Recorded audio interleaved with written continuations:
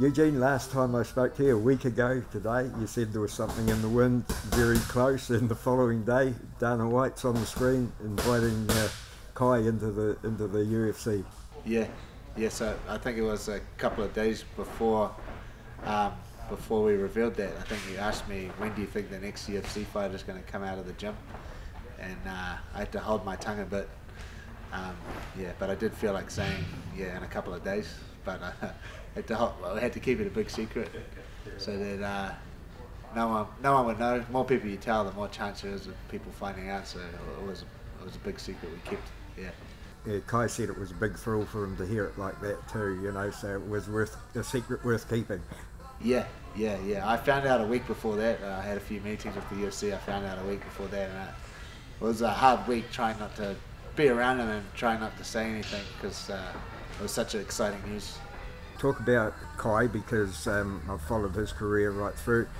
I see similarities between him and Dan, not just in their nature and their demeanour or anything like that, but they both started fighting here in New Zealand. They have the groundwork here before they went overseas and before they come here and make it big.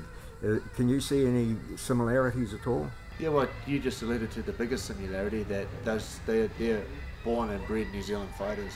They started at a great gym, together, Strokeforce Gym, coached by Aaron Boys, and at the time Carl Weber, a couple of great trainers who did a great job and got them very far in the sport to a really high level. And then they went on their different journeys, like overseas and stuff, and then full circle back home to New Zealand with me. So similar in that aspect, and they have acquired all their skills and their grit and their determination from being from New Zealand, born and bred. Yeah, that's the thing that stands out with me, with the determination that they've both got. They've both had plans and they're both following those right to the letter. Yeah, well, Kai is special, kind of. It's just very special to get Kai in the UFC for me, to be honest, because Kai, Israel, Dan, and Shane, if you ask them what they wanted to do when they were 14 and 15, it was nothing to do with fighting or the UFC, but that was the age that Kai had decided that he wanted to be a UFC fighter. So way earlier than those guys. You got to remember, he started fighting when he was very young. I remember going to fights and seeing this little kid about to fight. I was about to fight, and then before me there was like a little kid about to fight, and it used to kind of used to throw me off a bit. I said, what are you doing? Are you meant to be here? But fast forward all these years later, now it's come around full circle. So he decided really early he wanted to fight. That was kind of the difference between him and those other guys. Like I said, you asked them what they wanted to do at the same age as Kai, it has nothing to do with the UFC. So that's made it extra rewarding that Kai's worked, the best part of his life to get to this goal and finally get there, especially after going through a bit of a rigmarole to get there and having the rug pulled out from him a couple of times to finally achieve this goal has meant so much to him. And because it meant so much to him, it meant so much to the rest of us. So when can we expect to see him in action? Have you got a date? Have you been talking times or opponents?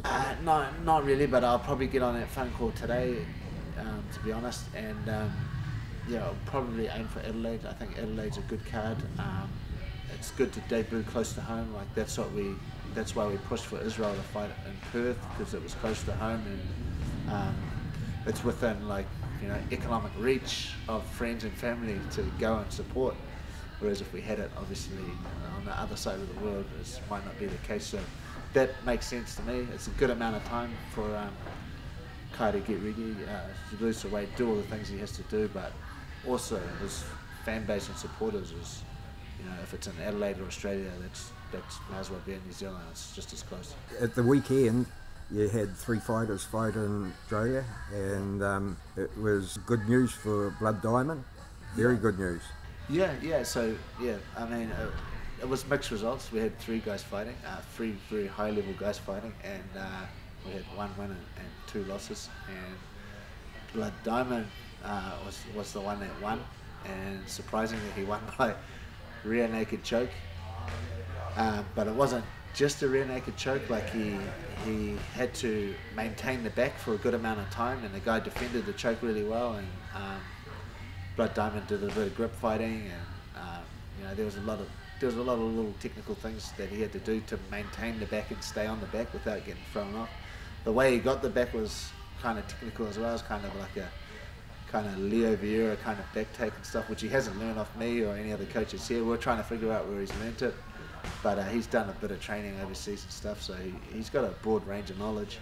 But it was a very technical display on the ground from someone who's predominantly a kickboxer, so he did really well. The other boys lost, and they lost quite devastatingly. And a lot of the times you don't hear a lot of people talk about the losses and stuff. They just only want to, talk about the wins. But for both those guys, they were doing really well in their fight, if not winning the fight, and then they got the fight turned around within a split second. So for them, for Brad and BJ, it's gonna be a big challenge and a big lesson for them. When you go and fight for 15 minutes, it has to be the most highly concentrated 15 minutes of your life, because literally those guys lapsed the concentration for a second and it changed the whole fight. So for those guys, going to be a good lesson for them to learn, and we'll see what they're really made of by how they come back. But I'm sure that I know they'll both come back strong, because that's the type of guys that they are. Brad, that was a pretty important fight for him, because UFC looking at him as well, maybe?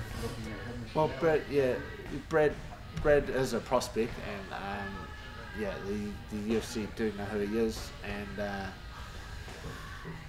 like it's a very difficult thing. Like at the end of the day,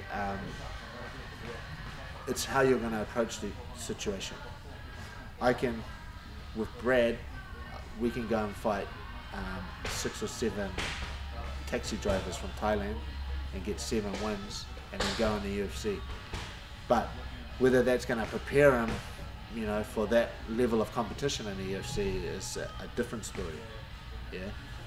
Or we can get Brad the appropriate fights at the appropriate level to build him up, where he has to face a little bit of adversity, and he has to get put in bad positions. He has to fight tough opponents, and by the time he gets to the UFC, instead of essentially being cannon fodder, he'll be competitive, and that's always been my goal, is not to just get guys to the UFC, but get them.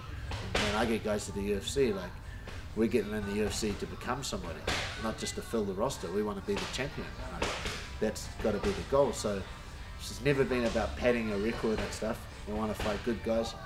Not to mention, the other problem with Brad is he's very experienced in kickboxing, so he can't fight beginner MMA fighter, because the guys had 70, 80 kickboxing fights at the highest level. So we ended up fighting a guy with like 15 or 20 fights, very experienced guy. Brad's only had 2 fights, but that's just what we have to do. Like, and we're prepared to do that.